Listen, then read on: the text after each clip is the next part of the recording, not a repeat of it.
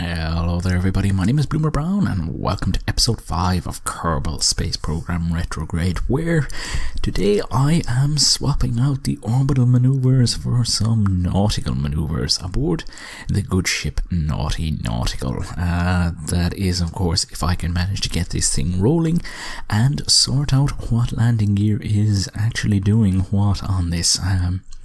Perhaps I should have spent a little bit more time on development back in the spaceplane hangar before launching this. Incidentally, I think I said in a previous episode that this landing gear was part of the KW rocketry pack. As it turns out, it's actually part of the B9 aerospace parts pack, which I didn't realise that I had installed on this. So that does open up some possibilities for making another attempt at designing and building some aircraft following the failure of Jebediah's expedition out to the desert. Anyways, we are making our way out towards the water because we have discovered that there are some blank spots in our knowledge. We want to gain some science from the water and also test out that rather large solid fuel booster that is mounted on top of our very crude little vessel there. Now, I am a little bit confused as to why we would need to test fire a solid fuel booster in the water, so I'm just going to pretend that we are examining the effects that salt water will have on the booster, because it is a thing that solid fuel boosters are sometimes recovered after launch. Famously, the shuttle's SRBs would be recovered from the Atlantic after launch, and there we can see that time acceleration, or physical time acceleration, has some very strange effects on the craft as we're moving along the surface. Perhaps a couple of struts would be in order. Now, it can be said from watching previous episodes that when I decide to go out to grab some science, that things inevitably go wrong, and that was the case while recording last week's episode. Unfortunately, I had to cut the footage of that for time because I wanted to dedicate more time to the rescue of Frodo Kerbin, but I can bring you the footage of that right now. So essentially, I built a rather small little size probe that was intended to fly out over the water and grab all the necessary science from the mysterious waters of Kerbin. Unfortunately, that rocket motor doesn't have any gimbaling on it, and I am completely reliant on the reaction wheels present in the Probodobodyne Octo. So you can see that it is already starting to become a little bit of a problem, and I'm trying to use the thrust while I am pointing roughly in the right direction to get myself out over the water. But it is far from easy to control, and eventually I decide to cut the engine. Luckily, our flight path does seem to take us out over the water, and our impact biome is set at water, so we are looking pretty decent. And I begin the science spam, which I have bound to one of my action keys, and begin gathering up what we can while we are in flight. Some of this I have already got. And we hit a little bit of time acceleration and deploy the parachutes. Incidentally, I hold on to that rocket motor mostly because I have not included a stack decoupler, and secondly to use it as a way of slowing down a little before hitting the water, which doesn't exactly work out as intended, because as soon as I throttle it up, my parachutes are mysteriously cut. I'm assuming it is some sort of a rounding error in the code, and well, the result is that my little probe hits the water with more force than it was intended to hit it with. And so yeah, I think I grab as much of the science from here as I possibly can. Yeah, there you see me taking another pressure reading while splashdown.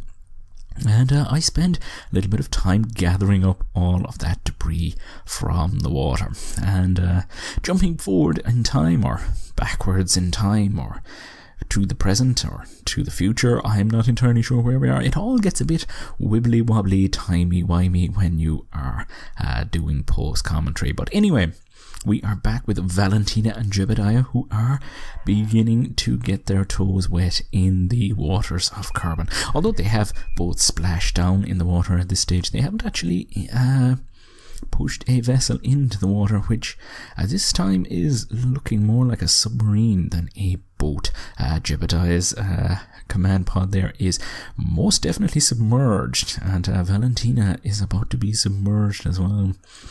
And so we finally get in nice and gently and raise the landing gear to see that the vessel is riding very low in the water indeed. And so I activate the engines and very, very, very gently begin throttling up. I am not sure how much thrust I can give this without it breaking up. And so I very gingerly start to move off at 0.1 meters per second, and as we start to move, I don't see anything starting to flex or bend or start to make any crackling sounds, and so I give it a little more and gradually work up the throttle there a little bit. We are finally starting to move away from the shore up to almost half a meter per second, which in fairness isn't going to get us very far very fast. And thankfully you don't have to sit through all of this, so I'm jumping into post production time acceleration, because I would not dare to attempt to pilot this thing in time acceleration, so it became a bit of a chore getting this thing out into the water at these speeds, all flown in real time. And there you can see me testing the back solid fuel booster. Obviously I didn't include any fuel on that. That would have been really foolhardy. For some reason I begin pumping the fuel around. I think there was a little bit too much time elapsed between me designing this and me actually flying this thing. And I think that I am convinced there is only one rocket motor driving me out into the water, when in fact there is two, and I've included some fuel lines to bring the fuel from the center tank out into the outside tanks there, which seems to confuse me. And the changing center of mass makes the boat a little bit difficult to steer. Eventually I think I realise what's going on, and I stop messing about with the fuel. Still checking to see if we are getting the correct biome there for the science experiments. And as we burn off the fuel, you can actually see that this thing is starting to float a little bit higher and sit a little bit higher in the water. Perhaps without that solid fuel booster it would sit pretty high in the water and would actually look the part of being a boat of some sort. Now the problem with riding a little bit higher in the water is, of course, more of the spacecraft starts to interact with the ever dangerous surface of the waters of Kerbin, and I begin to hear the sounds that indicate the craft is starting to break up. I can hear parts starting to strain, and so I cut the thrust and ever so carefully begin accelerating again, hoping that I am not about to break this vessel up. And it turns out that I can run it at about 3/4 thrust without hearing any sounds of braking. But if we get up to full power, I can hear it braking. And I think it's probably down to those modular girder segments there. I'm not entirely sure what their crash tolerance is. But I decide to continue on at 3/4 thrust, just so that we can get out there without dismantling yet another mission in the water. And finally we make it out far enough from the shore and that we are beginning to get signs from Kerbin's water, and so I jump around grabbing all of the experiments that we have mounted on this little barge or boat or ship. And yeah, as I say, some of them have already been grabbed, and we decided to get Jebediah out to go for a little bit of a swim. Seems as though he's riding a little bit low in the water as well, and it looks almost as though his helmet has filled with water. So he grabs a surface sample and sticks it in his pockets, and also grabs an EVA report, perhaps speculating on the fact that his spacesuit may not be as liquid tight as it should be. And just having a look around the spacecraft there, and I think it's at about that point that I realised the fuel lines were in fact designed to pump fuel from that centre tank.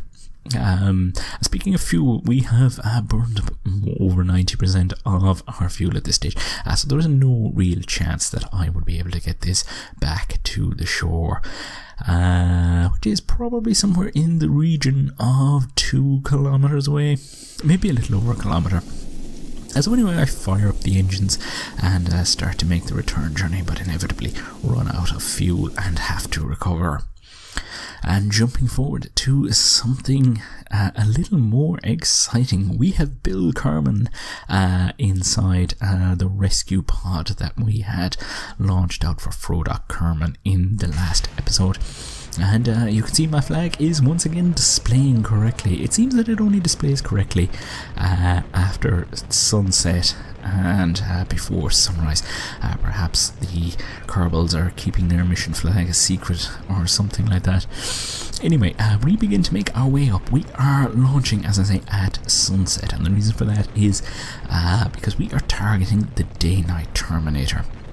The intention is to put this into a polar orbit.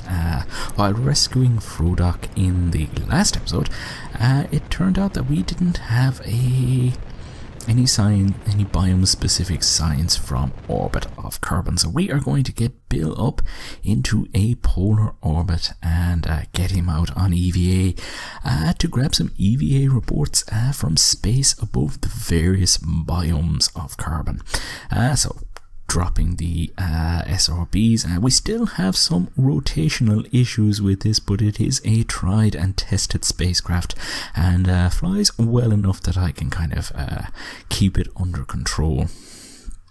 So there you see me getting up, and we burn out the first stage, and I get ready to drop it, taking some beauty shots and making something of an error while trying to get back out of the F2 while trying to hit F2. My keyboard is set up in a strange way in that I have to press a key that is very close to the spacebar in order to access my function keys. Why my keyboard is set up like this, I do not know. So essentially we have got an engine attached to our command pod that has probably enough delta V to send us out onto an escape trajectory with no way of shutting it down, and that would pretty much doom Bill Kerbin to a slow and terrible death in the depths of space. So I decide that I am going to take this as something of a challenge and try to get it into a stable orbit. So there you can see me starting to burn towards the ground to try and control this and try and round it out. And we begin to get an orbit, and that starts to increase, and at this stage I think about trying to shake this thing off by spinning up the spacecraft a little bit. The lights flashing around Bill Kerbin there, and he's starting to look a little bit worried about the situation. So I think because of the immense level of thrust that this engine is providing, we are not going to be able to shake it loose. It is firmly attached and pushing on us. So the next best thing that I can do is to try and manage the orbit a little bit. There you can see me starting to swing around from my prograde to my retrograde, and I'm probably going to do some burning down towards the ground as well, just to try and keep this orbit somewhat stable until such time as the engine burns itself out. And eventually the engine does burn out and we are released from its grip. So I activate the RCS thrusters and start bringing myself into orbit. Incidentally, not a lot of thrust on these RCS thrusters, but they should be more than capable of getting me into a stable orbit. We have already passed apoapsis, and so you can see me working on the periapsis there, trying to get it out of the atmosphere. Both our apoapsis and periapsis are actually inside the atmosphere at this stage, but you see the apoapsis there is slowly starting to rise, as is the periapsis, doing a little bit of radial burning there, since I am going to hit periapsis first. And I am probably more than a little flustered as I am trying to get this thing to work out. They're pulling my apoapsis towards me again and getting myself up. Now the other thing to note about this spacecraft is that the solar panels that were designed to power the mission for its duration were not attached to the command pod and the RCS tank. They were actually attached to the upper stage engine, or rather the upper stage fuel tank. So that begins to get me thinking about how long we can actually stay in orbit. So it might be a case that I need to get Bill Kerbin to complete one orbit and then sort of deorbit the spacecraft and splash down near the KSC to be recovered safely. So yeah, still inside the atmosphere, I have managed to push up my apoapsis, and you can see me doing a little bit of thrusting there just to keep it at that height, and we slowly make our way up there, crawling out of the atmosphere, all at 4 times. I think we're up to 8 times time acceleration, so this was something that I kind of had to sit around with for a while. And yeah, there you can see me getting ready to fire my engines. We are finally in space and orbiting just along the... In fact, it's actually not too bad of an orbit considering how badly the launch actually went. We can finally hit some real-time acceleration and get ourselves into orbit. And it only takes a tiny amount of thrust to get ourselves circularized and out of the atmosphere. Now, as I say, we are a little bit concerned about recharging those batteries, but on inspection of because this was designed as a rescue pod, it turns out that we have about 5 hours of electric charge remaining, and so it is decided by Mission Control that Bill Kerbin should continue with the mission in grabbing the EVA reports from space just above the various biomes, in preparation for our a similar mission that we are going to be sending out to the moon once we start making a move out there. And so yeah, I follow Bill around for a couple of orbits and grab, I think I managed to grab all of the biomes, including the elusive and often hard to come by Badlands biome. And having spent most of the Kerbal night in orbit, the KSC starts to make its way round underneath our orbital path once again. And with the battery starting to run a little bit low, I decide that I am just going to go ahead and make a burn here to deorbit the spacecraft. Kind of half-heartedly making a targeted landing, although I don't think the RCS thrusters have quite the amount of power I would need to actually target the KSC with any sort of accuracy.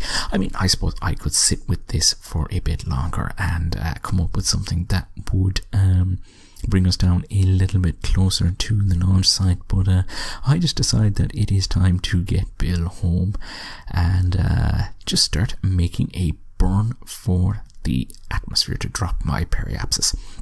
And so eventually we get down into the atmosphere, still firing my RCS thrusters, mostly to burn off the fuel to protect us from an impact with the ocean. Once again, Bill looking a little bit concerned as we enter the plasma cloud and start to really get into the deeper part of the atmosphere and start slowing down. So we are quite a bit south and west of the KSC, but no doubt they have had plenty of time to get a recovery vessel out here to pick Bill and his spacecraft and bounty of science up from the water. So deploying the parachutes and disabling all of my controls, I allow this to fall under parachute down through the clouds into the water. It's actually looking quite dramatic, just because we have been flying along the day-night terminator. They're turning the spacecraft window to face the sunrise so that Bill has something nice to look at. And he seems quite happy that those parachutes have opened and deployed properly. And so, after a long and eventful mission, Bill Kerbin finally touches down in the water, and the look of relief on his face is a sight to behold. No doubt he will receive some kind of an award once he returns to base for thinking quick on his feet and making sure that this mission was the success it was. And a success indeed it was. We have gained 59.8 science from that. And that will no doubt fuel our endeavours as we make our way out towards the moon, more than likely in the next episode. But until then, I am going to take this opportunity to say thank you very much for tuning in. You have been watching Bloomer Brown on YouTube, and I will see you next time.